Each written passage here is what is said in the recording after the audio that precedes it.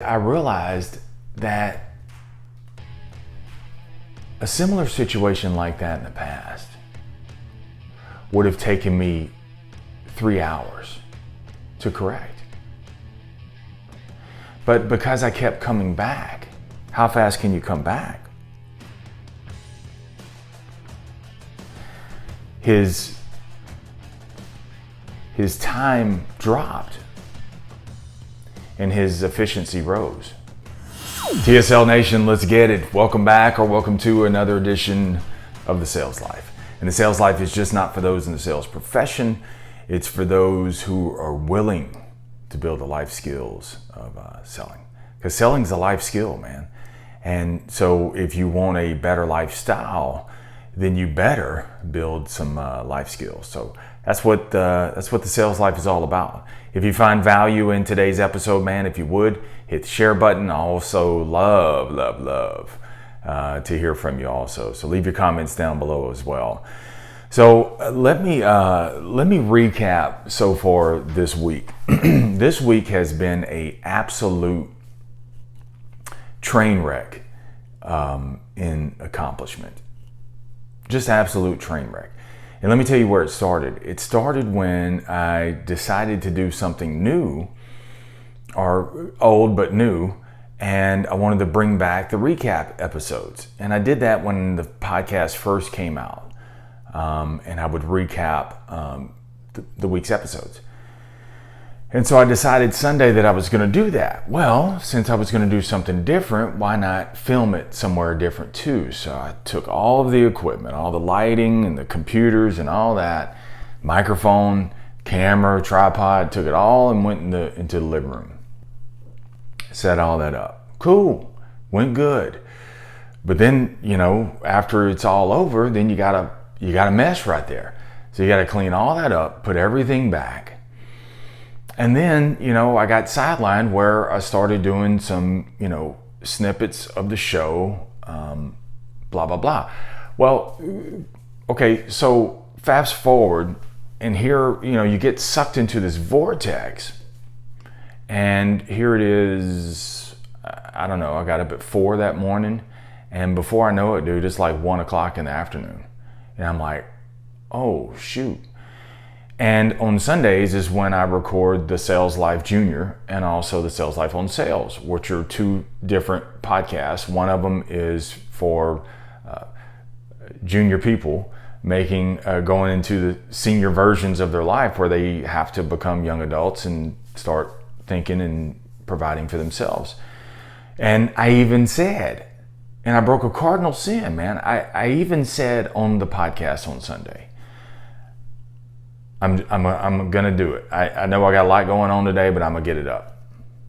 I didn't. Not only did I not get those podcasts up, but I did not even work out either. And so I said, well, I'm gonna do it later on. I got some things I need to do with the family and stuff like that. So later on in the day, I'm gonna get around to it, and then I'm gonna get these, because I can knock these podcasts out. I kind of know what I want to talk about anyway. Well, pushing back meant not at all. And so the day ends, and that's strike one. And I'm on the first day of the week, and I'm already at a loss. Well, when I get into a loss, then what happens is I try to minimize the losses. By the next day, on Monday, I try to catch up on Sunday's work. So I didn't really market the podcast. I didn't bring it down into show snippets, clips, and stuff like that. And so as the week has progressed, I've gotten deeper and deeper and deeper to the point where I'm like on a 2 and 35 streak. And add to that is the week has gotten more hectic at work. So I haven't had a chance to even do any of the things that I initially wanted to do. So here I am. I'm on like strike 412. And I find myself, the more I keep losing, then the more agitated I get. because there's so much I want to do. There's so much I want to get to. And I have all these grand ideas. I don't get to them. And yesterday, dude, I was listening to Tommy Baker's podcast. And he said, how fast can I come back? And as I listened on, he related it to a story that, recently he had a high profile guest on a show and his equipment took a dump on him. And so here he is in a frantic trying to get his episode or get the show rolling. So the high profile guest, obviously they have given their time. And so they ain't trying to sit there all day long and wait for Tommy to get everything together. And so Tommy was saying, as the time ticked away, the guest became more and more agitated. And so Tommy's trying to keep the conversation light, like it's no big deal, we're almost there, don't worry about it, all those things. And at the same time, inside, he's like, oh my God, I can't reschedule this guest. Most guests like that, especially high profile ones, they'll give you a shot. And if they give you a shot and you don't come through with it, well, you're out. You could try to reschedule, you'll never get them back on the show. And Tommy knew that. And so he finally got it. It took him like 45 minutes and he finally got the show going. And he found himself agitated. He said, I realized that a similar situation like that in the past would have taken me 3 hours to correct. But because I kept coming back, how fast can you come back? His time dropped and his efficiency rose. Meaning he kept coming back at it, and the fact that he kept coming back at it,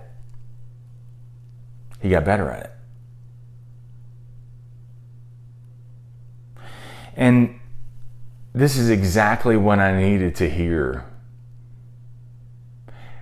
yesterday. Because all I was looking at, all I was focused on was all the losses. And I can't get caught up. And then there's so much more I want to do. Well, how am I ever going to get to it? Because I can't even get caught up with where I'm at right now. And so then the narrative gets bigger, right? And so it gets bigger and bigger and bigger and bigger and bigger. So then I'm even agitated more and more and more and more, to the point where it's just like difficult to be around. And this is where the bomb dropped for me. Because I needed this, man. Because the question is, when you're getting your ass kicked by a 1,000-pound gorilla,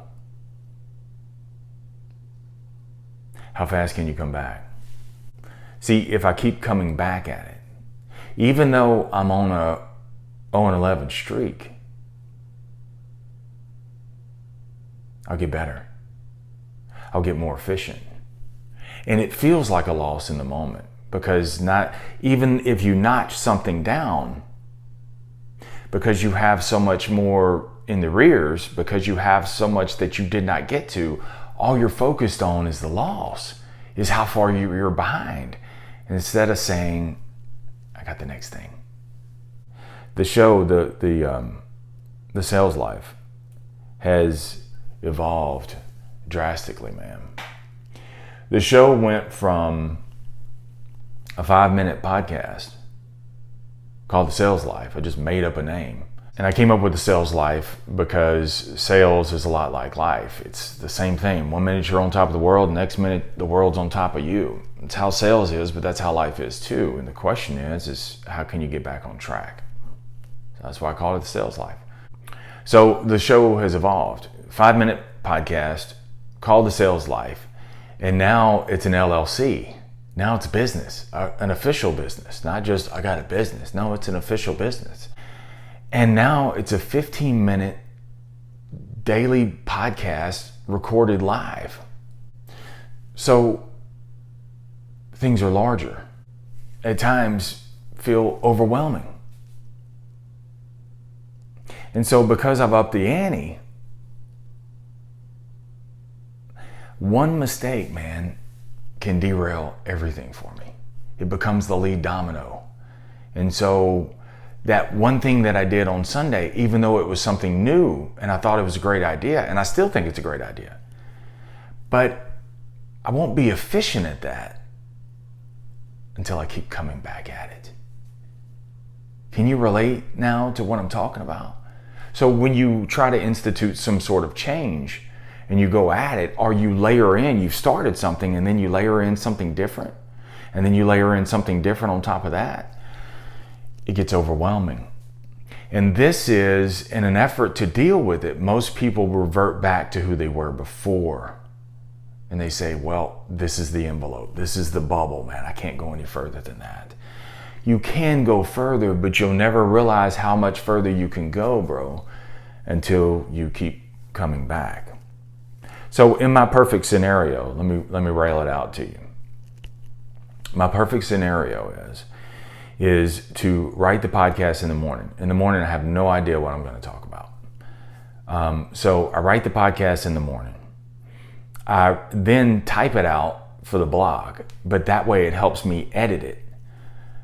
So it's kind of queued up. Then I come in here and record it on Facebook Live. When I get off Facebook Live, then what I do is I edit the recording of it, and then I publish it on Anchor to iTunes and Spotify and like 11 other platforms also. Then after I do that, then I edit the Facebook Live to get it ready for YouTube and IGTV. Then after that, I break the whole show down into 45-second to a minute clips, snippets. And then after that, then I try to, then I have the mission, I should say, to get it up on all my platforms, social platforms, Twitter, TikTok, Snapchat, Instagram, the Facebook group, LinkedIn, all those different platforms. And that's just the videos. Then also I want to do, some quotes that have different graphics. It's not just me on the camera all the time. And other little quirky ideas, all kind of different things. Instagram stories. Dude, the list goes on and on and on and on. So when I only get to one or two of those things, I get pissed off and I get mad. And this is where me and you can probably relate, where you have the tendency to just kind of throw your hands up and say, oh well. And then you make the losses even greater because all you're focused on is the losses that have already gone by. You could very easily, like for me, I could sit there and say, well, I'm not Gary Vee, man. If I had Gary Vee and a team, then I could be on all the socials every 5 minutes. I'm not him. I don't have all the crazy graphics. I don't have a camera team. I could very easily do that. You could rationalize your day away. But if you rationalized how today is, then you actually weaken your future. And this is where you accept a life of what is instead of working to expect a life of there's more. So how fast can you come back?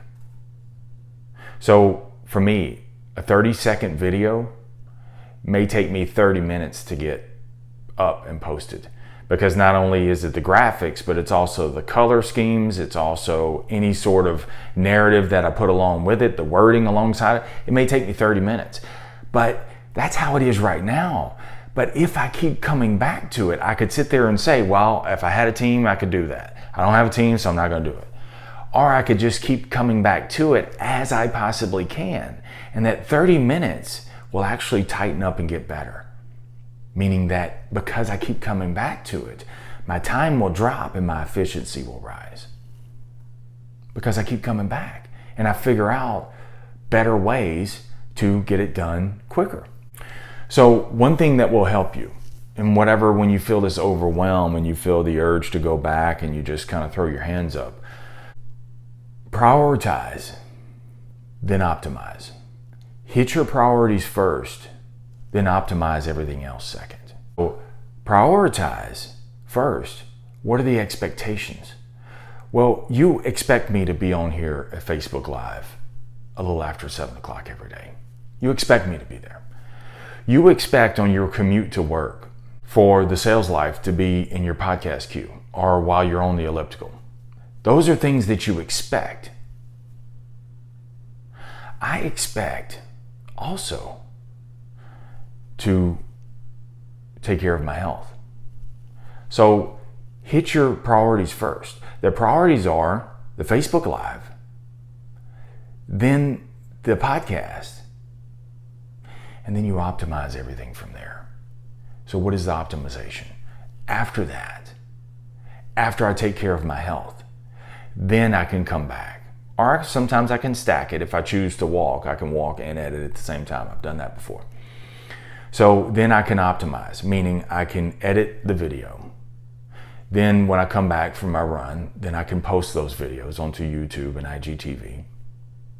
Then after that, then I can clip them down into 1-minute segments. That's optimization though. Those are things that are outside of the expectations, okay? Outside of the priorities. I do those in addition to, not in front of. And there's been times, dude, I've put it in front when actually it needed to go behind. Saying all this, what are you facing right now? So whether you've started a blog, maybe you've started a vlog, maybe you started a podcast, maybe it's something you've decided to up the ante at work and do more production-wise. You know, maybe it's something that you decided to get into a healthier lifestyle and then it just seems like it's overwhelming, man. When you have that, how fast can you come back? You're gonna get better at it, but you gotta keep coming back at it. And don't fret, because dude, you're in great company. The fact that you're raising the stakes means that you could get to come back and fix the mistakes, my stakes. Those are mine. I'm raising the stakes. If you weren't pushing the envelope, if you weren't trying to do something more, then you wouldn't get overwhelmed. The fact that you're getting overwhelmed a little bit is because you see there's more, and so you're trying to load more on there. That's cool. It's no problem with that. So keep coming back to it. You're on the path to amazing. But some days, man, it just feels like the Amazon. And that's cool too. Come back. You'll get better at it. Now, come back to the sales life tomorrow. Remember, never settle. Keep selling your way through life, no matter what. Stay in sales. Hey, you've reached the end of this episode, but you have not reached the end of the sales life. Stay tuned. I got another one queued up just for you.